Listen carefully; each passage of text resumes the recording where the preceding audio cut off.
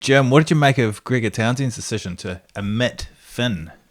Oh, I'm the boss. I'm the daddy. Get your werewolf outfit on and get around the house. That's what Becca's looking for. She's looking for decisive men who make decisive decisions with hair. So, Gregor, you're not in, mate. You're not coming round.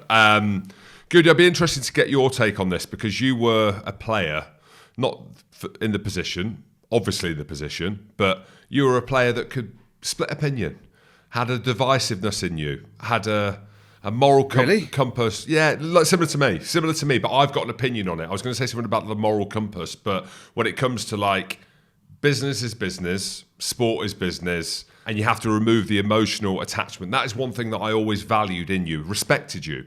Yeah, I think there's different ways of looking at it. First and foremost, we in the press and on podcasts or the general public, we can only go on what we're told by Gregor, who's picked the team. So Gregor, to me, and this is where I have a problem with it.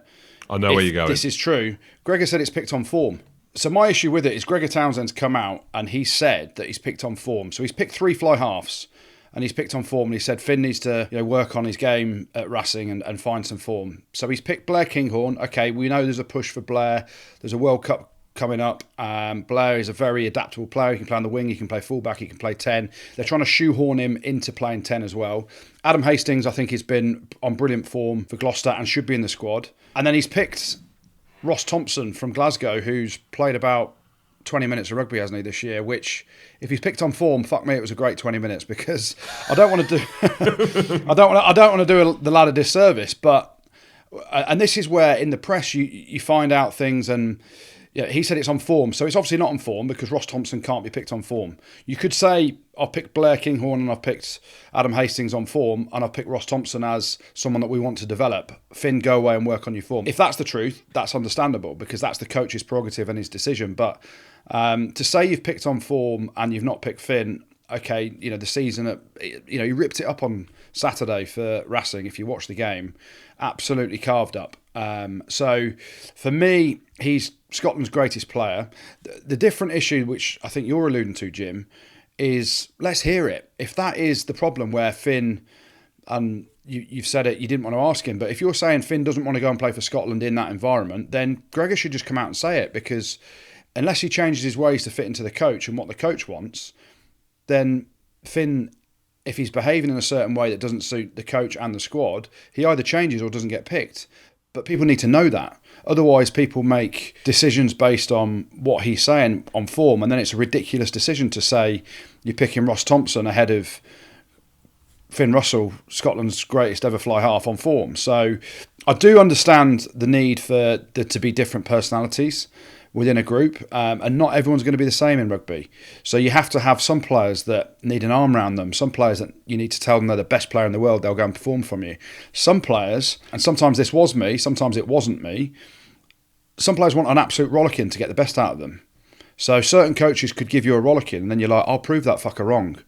And that's your attitude. Whereas other players really get uplifted by having a coach on their back all the time, and that improves their training standards, that improves their play, and they become better players for it. Whereas the art of coaching is understanding how to treat and get the best out of every individual within a team environment. And you can clearly see there's an issue between Finn Russell and Gregor Townsend. Some people have said, he's having a baby, he's not available for the first game because it's outside the test window, but I think he's created a big headache for himself. And Finn's done what Finn can do. He's gone off and he's performed this week. He's done ridiculously well for Racing. If you watch actually the snippets from his game, he's on fire. So Scotland aren't good enough, in my opinion, and this might sound harsh. Scotland aren't good enough as a team to not pick one of their best players in Finn Russell in the squad.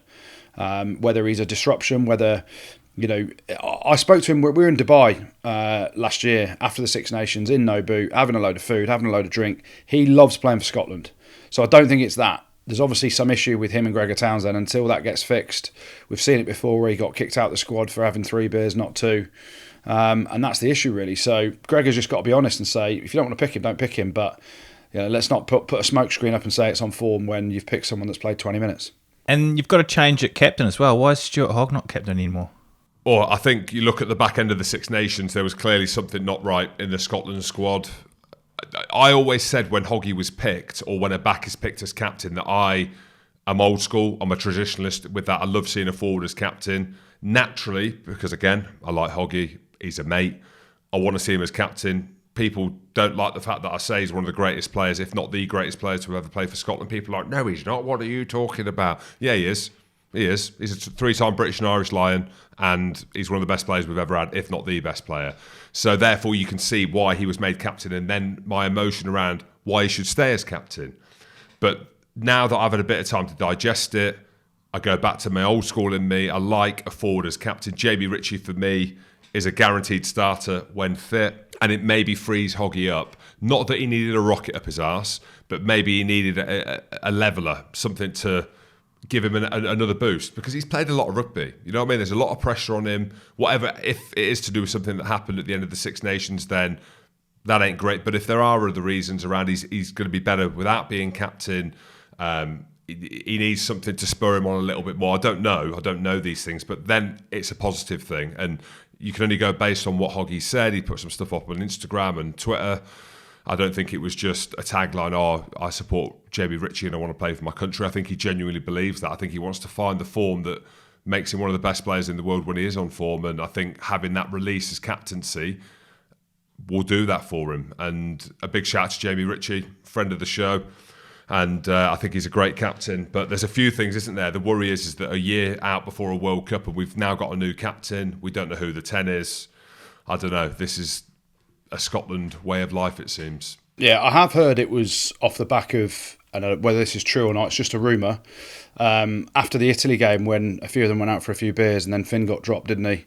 For the last game. So, there's a few of them went out for a few beers. I don't want to name names, but I think Hoggy and Finn were involved in it. I just wonder whether Gregor Townsend's changed the captain because he's still holding a grudge against that.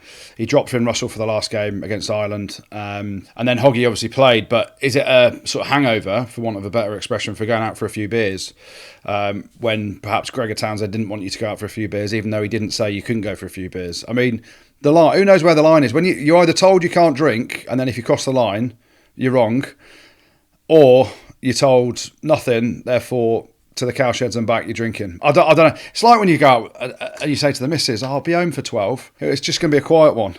And then you're rolling at 4. Why did you even say you're going to be home for 12? You just didn't say which day it was, right? You should have just said, who knows, I'll be back. If I'm back before 6, it's been a good one. It's like when you're in Argentina and it's midweek and you're drinking and you might be smoking at the bar. I mean, there were Marlboro Lights, so you could say that you weren't smoking. And you turn around and you blow smoke in the fitness coach's face. And then you know that you got to leave. And then the coach asks you the next day, do you smoke? And you say no. Similar.